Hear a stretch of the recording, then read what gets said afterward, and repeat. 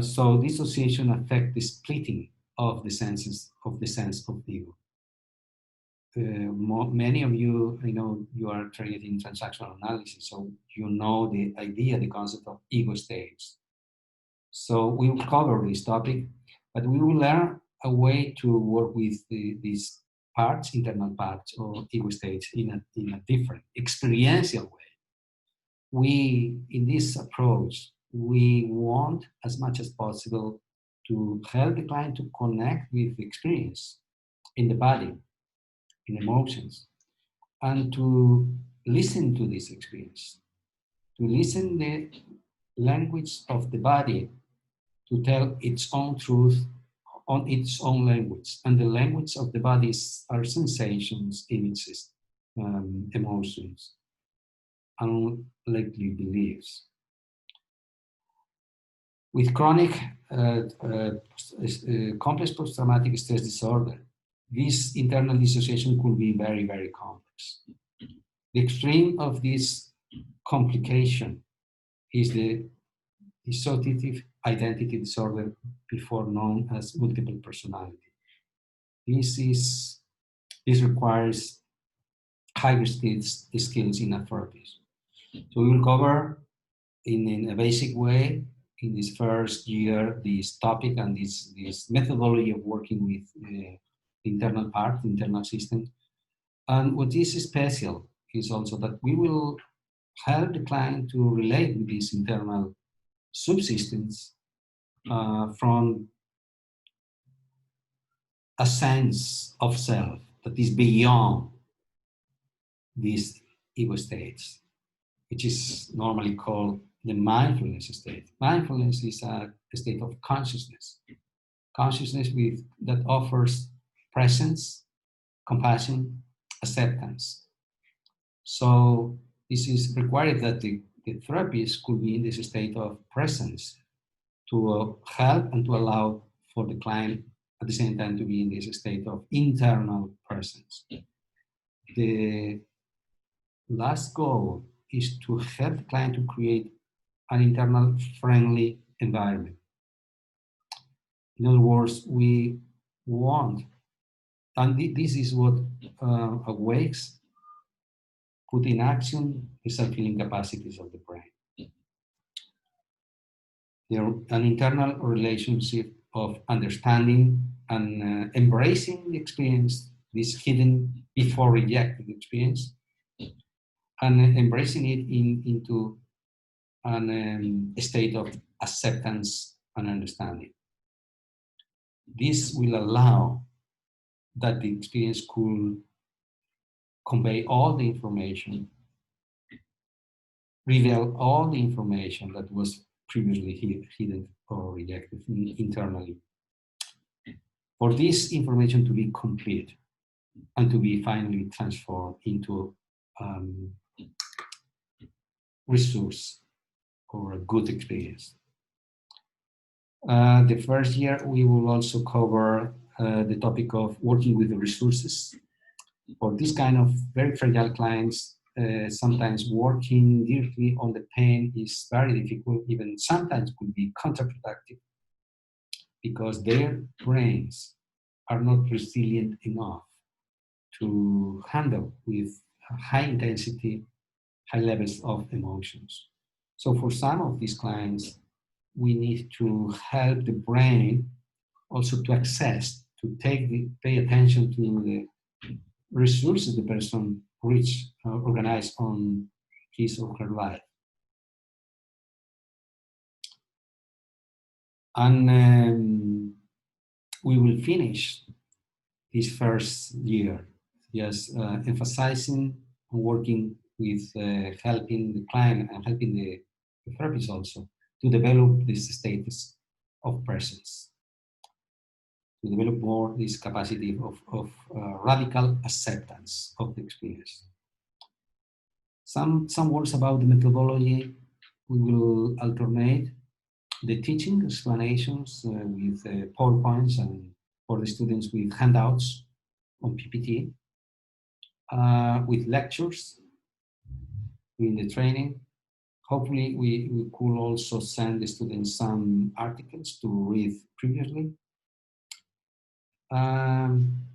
With the first year, with live demos, live demonstrations. So the idea is to do 1 or 2 live demonstrations every day, and then to teach based on these live demonstrations. We want to teach the students to develop this meta-analytical thinking. You know, what does it mean again? Is that analyzing these live demonstrations, we want you to understand how, why, when we do the kind of interventions. What's the goal? And this also, I think, is a good way to develop our capacities to observe. You know, we are thinking with Yana, Sabina, and Tamara on the possibility of doing transcriptions of these live demos for later students can study more in depth these live demonstrations. So this is a very experiential training for you to see the theory, the explanation, the models, at the same time how to use them, and to observe, in this case, me doing these live demos, and then open to a dialogue, this deep discussion on what we did and your questions. I think this is enough for explaining what we will cover in the first year. I would like to stop here and to open for you your questions now.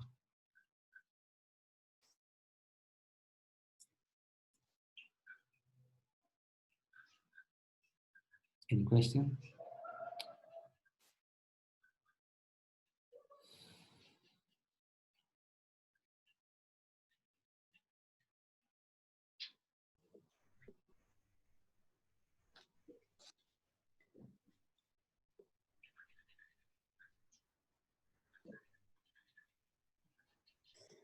I have a question, Mario. You are teaching this for a long time now, and you also have experiences with online teaching. Yeah. Because now situation is we don't know yet how it's going to be. So how is your experiences when you work for, I don't know, for Brazilians or for other international trainers? Yeah. We were giving trainings online also now for 7 years. So in fact, our trainings in Spain has some people in face-to-face, and half of the students are coming from other parts of Spain and South America and even some places in Europe. So we have these both students online and at the same time. This is a good experience, and this last year also, because of the confinement, all the group has to finally join and be in the same platform, and it was a very, very, very good experience. Even for them, they felt the group coherence felt much, much better. The methodology is absolutely adapted to provide this training online, because the good thing of Zoom is that we can share the PowerPoints. So this is a very lively experience, you know. And you can participate asking the same questions as if you were in presence with me. And the demos are also very well organized. We can hide the windows, the screens of the participants, and we choose the person that wants to be a volunteer, and it is the person with me only on the screen, you know. This is videotaped in the platform for later discussion or study. And the students will receive the same time the handout on paper. So all the material you already will have, as if you were present no difference with this. The only difference, the main difference is the physical connection or the physicality. But it's working well. Last weekend, I was also teaching a phase 1 training, brain spotting phase 1 training for Russians. We had to do it online. It was for 20 participants, was working very, very well. We did a very deep demonstrations. And then the other good thing in now Zoom has is that this breakout rooms. So when we have some exercises for participants, we can divide these rooms in for 2 people, for couples, or for 3 people, for 4 people. And so the students can be in a private room working between them, and after a time coming back to the full group. So we can organize very well now this training online. Did I respond to your question, Tamara? Thank you. Any other question?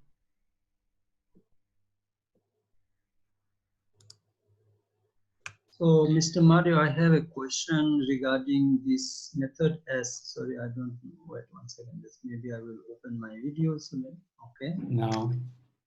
Now you can see me also. Yes. As I don't know about this matter so much, so I would like to see if I can get some more knowledge by reading some books or something. I see some books you have published. So, which book you more recommend to read for basic knowledge? Well, the book more recommendable is the one that Tamara showed. Can you show it again, Tamara?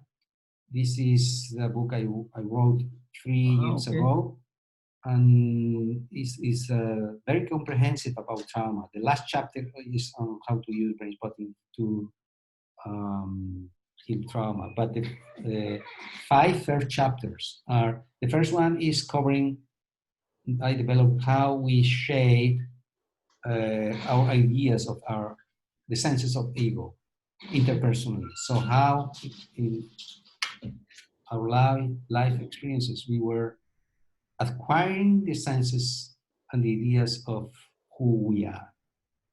The idea is that these ideas of who we are just ideas based on the experiences. Before we have had these experiences, we already are. So I begin to put the seed of this sense that beyond the sense of ego, we all have a true self, a sense of self, that is awareness, consciousness, and from this sense of awareness, we need to look at our experiences. Our experience could be painful or pleasure, but anyway, it just talk about what we have lived in our life. We need to embrace them. Second chapter is about psychotraumatology, so I cover how trauma affects our brain architecture, our nervous system. I talk extensively also about polyvagal theory and how polyvagal theory is now informing the state of the art of any good psychotherapy. So this is the second chapter, adapting the concept of neuroscience to psychotherapy. Third chapter is on dissociation. Yes, I connect this dissociation with the second chapter, fight, flight, freeze response, and how dissociation begins to split this survival subsistence. Fight is a subsystem. Flight is a subsystem. Freeze is a subsystem. Attachment cry is a subsystem. But in trauma, we are going to see this sequentially. The first way as a mammal has to face with threat is cry. Cry for the mother or cry for the group, for the protection. If this first subsystem fails, then awakes the second one, which is flight. If flight fails, fight. If fight fails, freeze.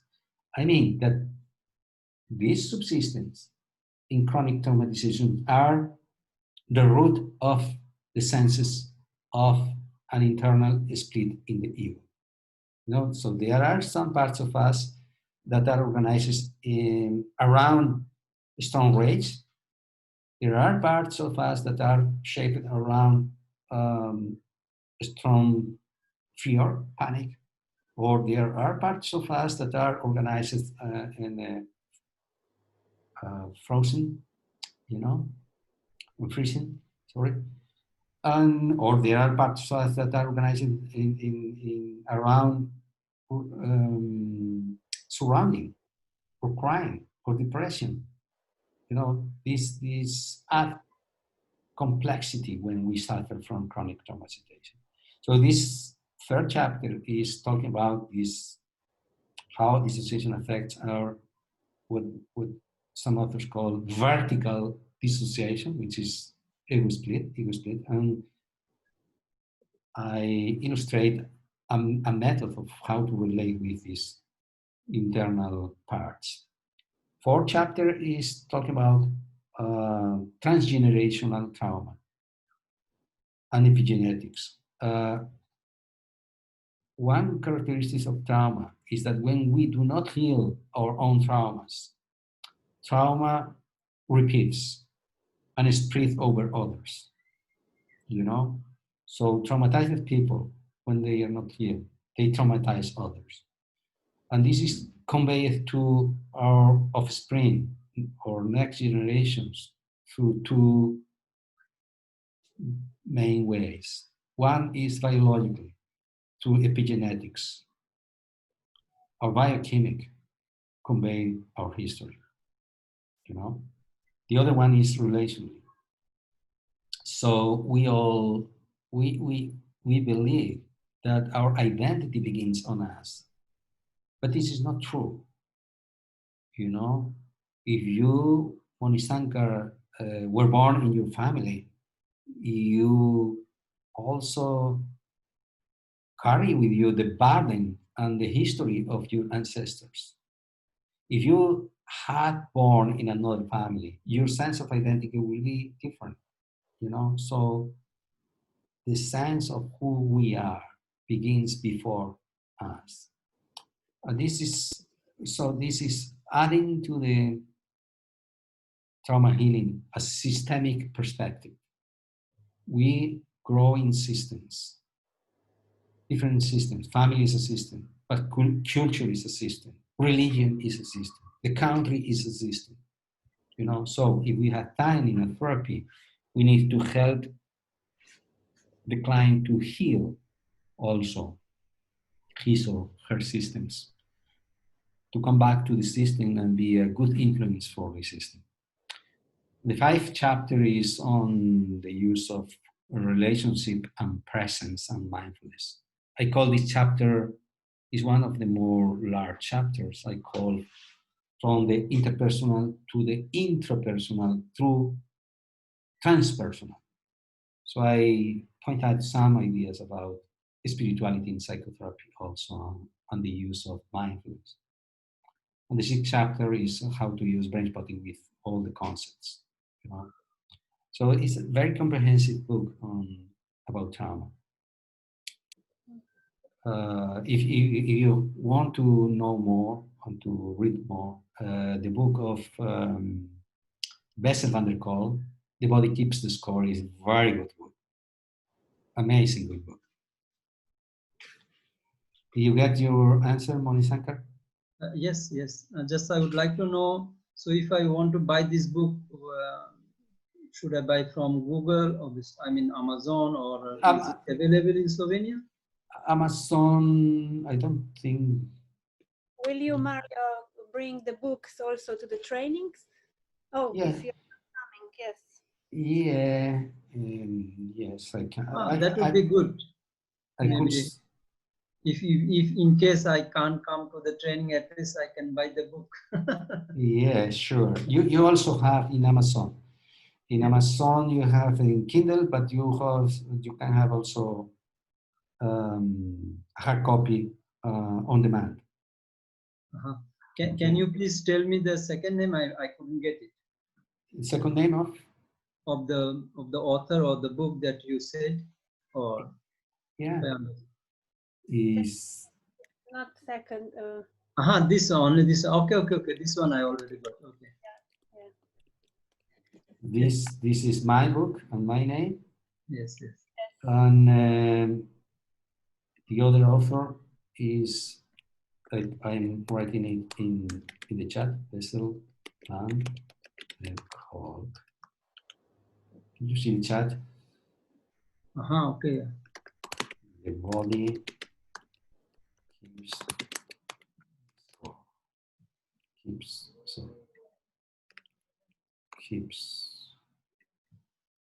the score. This is a very good book. Thank you very much. Yeah. If I don't disturb, maybe I would like to ask one more questions when I was listening to your lecture. So you emphasize mostly on the presence of how can a therapist allow the, or like make possibility the client to be at present. Is it something like, like to be like mindfulness? Well, mindfulness is very well connected with presence. In fact, to be able to offer a high level of presence, you have to be in a state of mindfulness. But what's different in psychotherapy with presence, we are for the client, but we also are very offering a very active presence. The active presence is conveyed through validation, acknowledgement,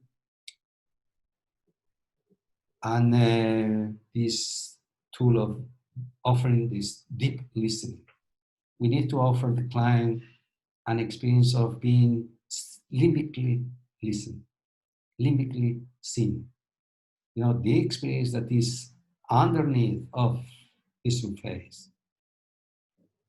So a trauma therapist needs to be very open and selective on pointing out and grasping these signals that emerge on our current narrative, our current experience, but that in fact are still remainings of an old experience still alive in the body.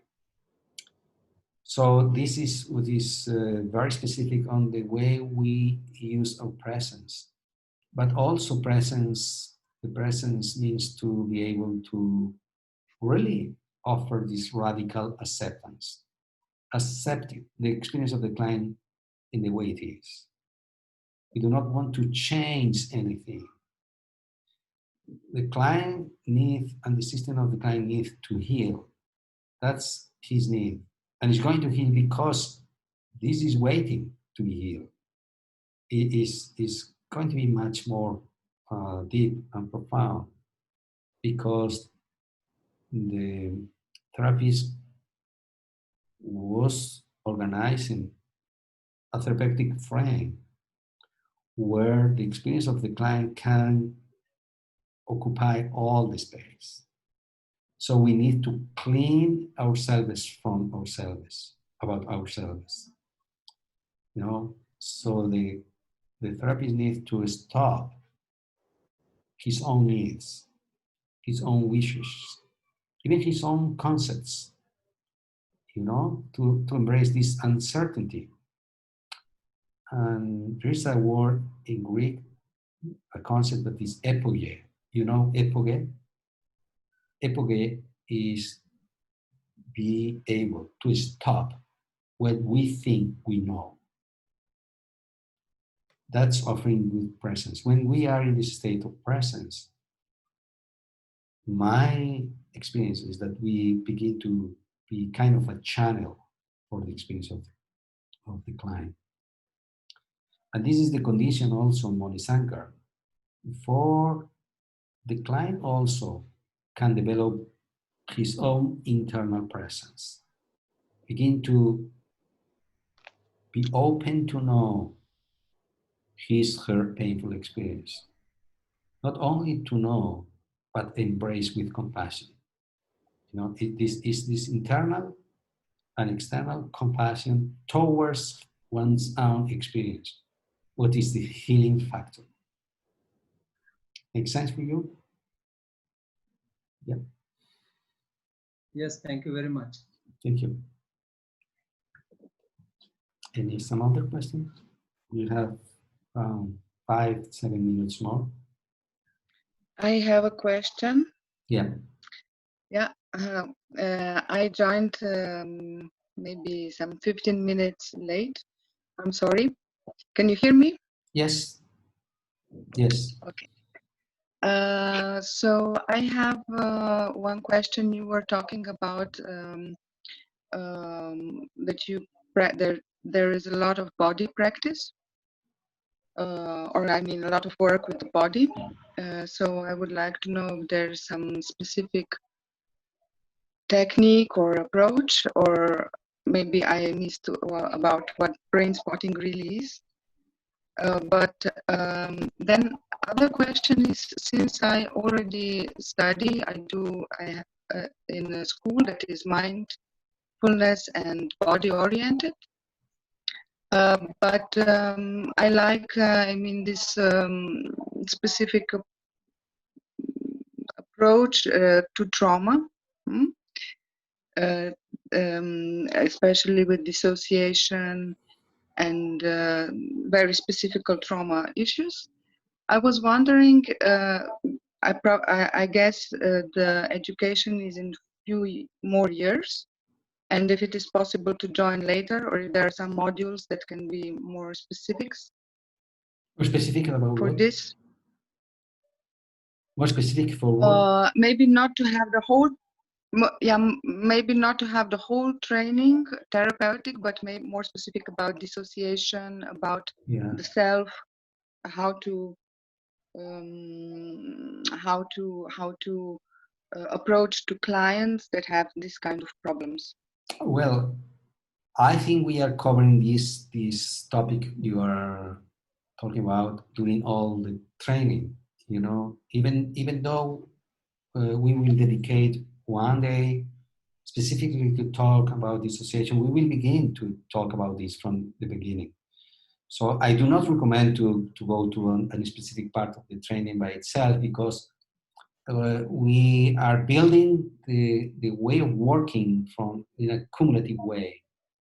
So it's not possible to work with dissociation without being able, or having been able to establish a deep, good, safe therapeutic relationship, you know?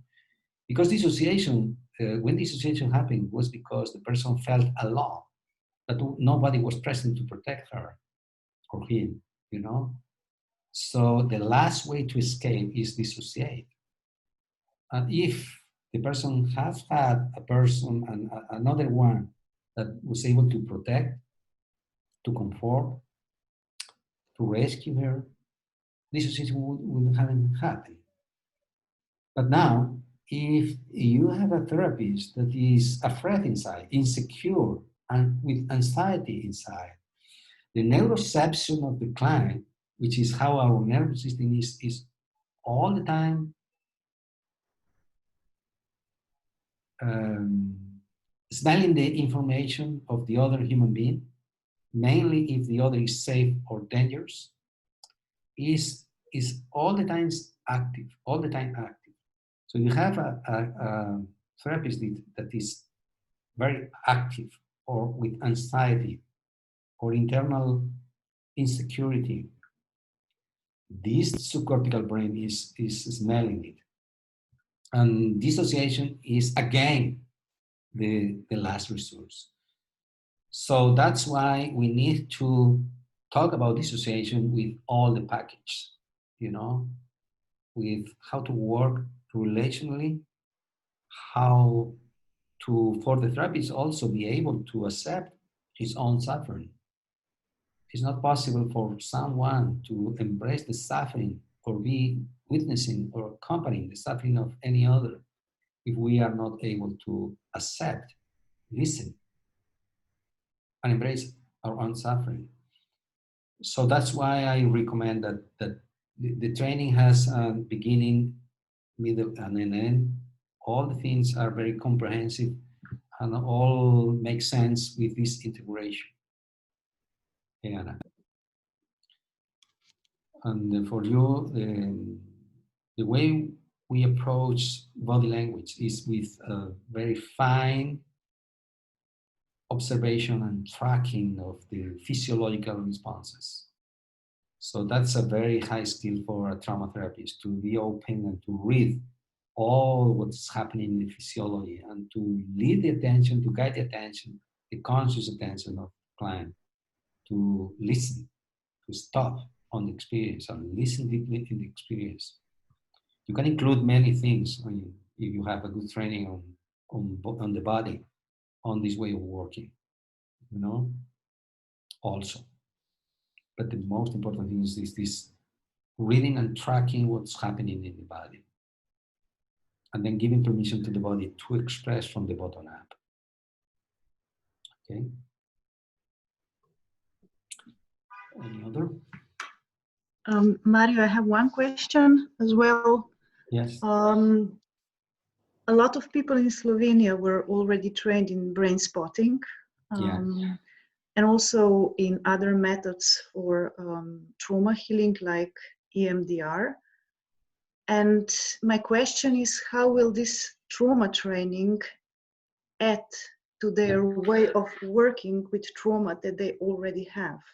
Yeah. And how it will change their way with being with the client and using the method? Yeah, I find this training as a complement for example, such a powerful techniques such as brain spotting or EMDR. EMDR and brain spotting are trauma-informed techniques, approaches, but are not trainings on trauma by themselves. You know, you can learn basic tools in brain spotting with 2 weekends, and the same with EMDR. These do not provide you a good understanding of how trauma works.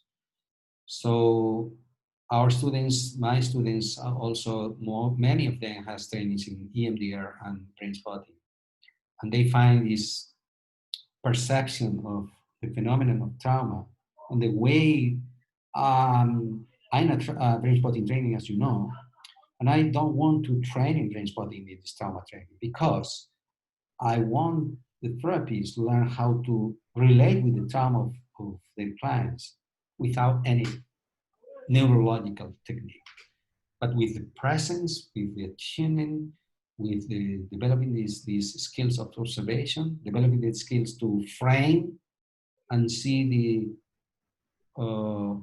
what I call relational schemas that are hidden behind the surface, for them to provide a good frame.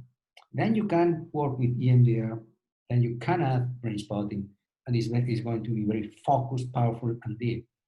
But also for the therapists, not any therapists work with the same effectivity with EMDR or brain spotting.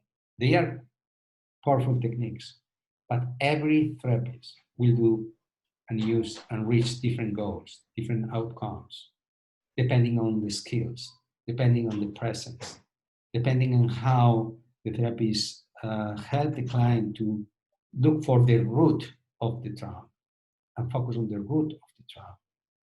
So that's trauma training is more comprehensive, and I think it's a complement and, in my point of view, a necessity for any therapist that use these powerful approaches.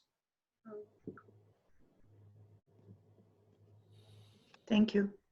Good. I don't know if someone has the last question because we are near the end. If someone has a...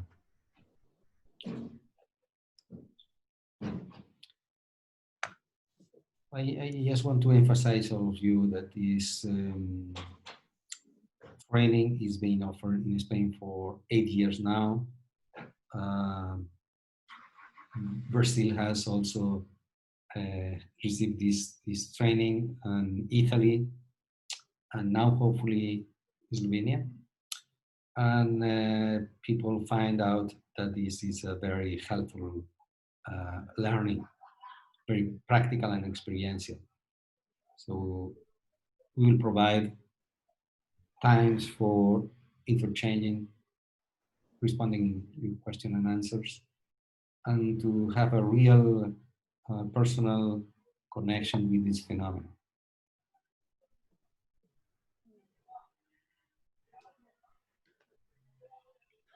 Nobody else? Okay. I think yes, also this what you said the last, that has also has to be emphasized, that working with these techniques like brain spotting is very necessary to have this knowledge. So I'm working with you for the last 8 years, and I learned a lot of this knowledge from you, and I can say it's a very, very valuable knowledge and integration and reprocessing, and it's very, very commendable. So yeah. So if nobody has any questions, just let me to add some last idea, because I was talking about the structure and methodology of the first year of training. We conceived the second year as going to different topics on trauma, such as perinatal trauma and transgenerational trauma, and the use of language on reprocessing the trauma, and advanced work with ego states, and the use of polyvagal theory in therapy. But in the second year, we will provide times for the students to do role playing in therapy, and I will act as a coach and supervisor. So that's how we build these skills cumulatively. Okay. No more. Thank you. okay, thank you, Mario, for your presentation. Yeah. And for everybody, if there's any more interest, you can still apply on our brainspottingslovenia.com. We have some few places left, so for those who want to learn really deep trauma, working with deep trauma, you're welcome. Thank you, Mario, for your time and for everything you have explained. And we are looking forward to of your teaching. Okay. Thank you. See you soon. Thank you. I wish you have a good life, nice time in these difficult times, and hopefully I can see you again in the training. Bye.